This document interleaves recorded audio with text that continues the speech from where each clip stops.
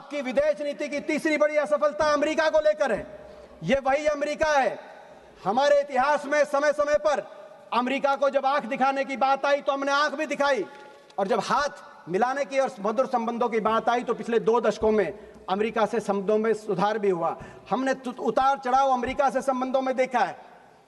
1971 में जब अमेरिका ने आंख दिखाई थी कि आप बांग्लादेश के अंदर अपनी फौज मत भेजिए, तो इंदिरा जी ने मुंह तोड़ जवाब दिया था और बांग्लादेश के अंदर हमारी फौज गई थी। आंख दिखाई हमने। परमाणु परीक्षण की जब बात आई तो चाहे इंदिरा जी के समय परमाणु परीक्षण हुआ हो, चाहे अटल जी के समय में परमाणु परीक्षण हुआ हो, अमेरिका ने जब रोकने की कोशिश करी तो हिंदुस्तान ने आंख दिखाई और अमेरिका के दबाव को नहीं माना। ये वही अमेरिका है। लेकिन जब अमेरिका से हाथ मिलाने की बात आई, सपोर्ट की बात कर रहे थे, सपोर्ट का लेटर्स पढ़ रहे थे, जय पांडा भी मौजूद थे जब राष्ट्रपति ओबामा आए थे। जब मित्रता की बात आई और 26/11 हुआ मुंबई में, तो राष्ट्रपति ओबामा वॉशिंगटन से दिल्ली आए। जॉइंट संसदीय सेशन में मैं भी एक सांसद था, जय पांडा भी एक सांसद थे, और राष्ट्रपति ओबामा ने कहा कि पाकिस्तान के अंदर टेररिस्ट के सेफ हेवन को बर्दाश्त नहीं किया जाएगा और हिंदुस्तान, ये साथ देने निभाने की बात। हाथ भी मिलाया और नजर भी, आंख भी मिलाई। मगर अमेरिका, आज आपको यही नहीं पता अमेरिका के साथ आप हाथ मिलाना चाहते हो या उनको आंख दिखाना चाहते हो। और अमेरिका के राष्ट्रपति ने 28 बार कहा कि सीज फायर हमने कराया।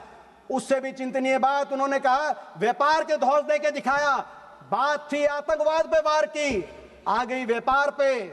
अमेरिका के राष्ट्रपति कह रहे हैं, अमेरिका के राष्ट्रपति ने केवल व्यापार तक नहीं रुके, उन्होंने कहा कि 5 जहाज गिरे, वो केवल जहाज तक भी नहीं रुके। अमेरिका के राष्ट्रपति जी ने कश्मीर का भी नाम लाया कि कश्मीर में अमेरिका की बात हुई है।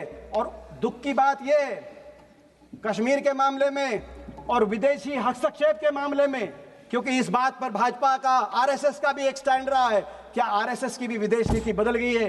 क्या आरएसएस को भी स्वीकार्य है कि अमेरिका हस्तक्षेप कर रहा है? दुख की बात और है, दुख की बात यह है कि 28 बार अमेरिका के मुखिया ने अपने मुंह से ये बात कही और लगातार कह रहे हैं, लेकिन हमारे देश के मुखिया ने एक बार भी उसका खंडन नहीं किया कि अमेरिका के राष्ट्रपति झूठ बोल रहे हैं, गलत बोल रहे हैं। अमेरिका को भी चुनना होगा, अमेरिका को भी चुनना होगा।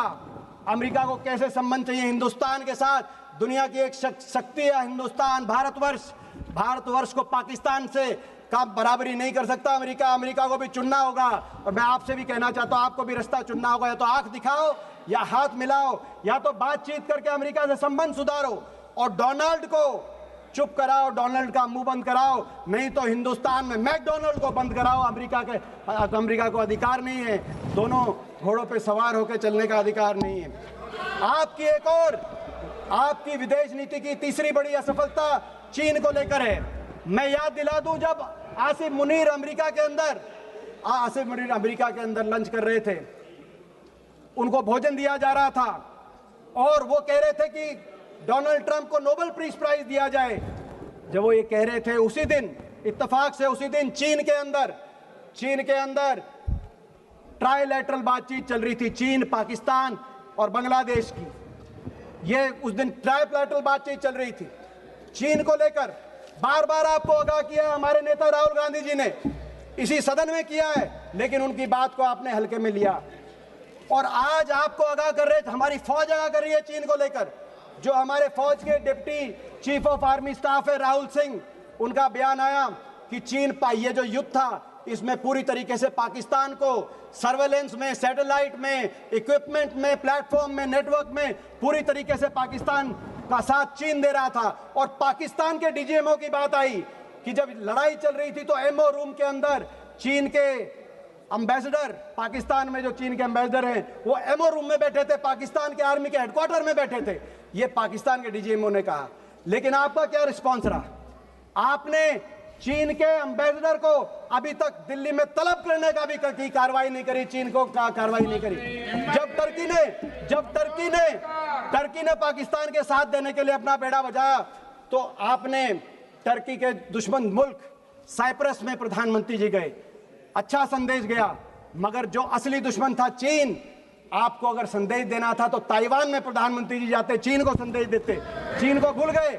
और 6 जुलाई को 6 जुलाई को जब जनरल राहुल सिंह ने कहा कि चीन इसके पीछे है, आपका क्या जवाब रहा? विदेश मंत्री जी, आप 10 जुलाई को बेजिंग चले गए, 10 जुलाई को बेजिंग चले गए, ताइवान नहीं बेजिंग चले गए, और आपका ट्वीट आया, आपका वक्तव्य आया कि चीन की जो एससीओ की अध्यक्षता है उसका भारत समर्थन करता है और हमारे संबंधों में सुधार हो रहा है। किस बात का दबाव? चीन से। भारत एक स्वतंत्र, एक ऐसा देश है जिसको आज हल्के में नहीं लेना जाना चाहिए।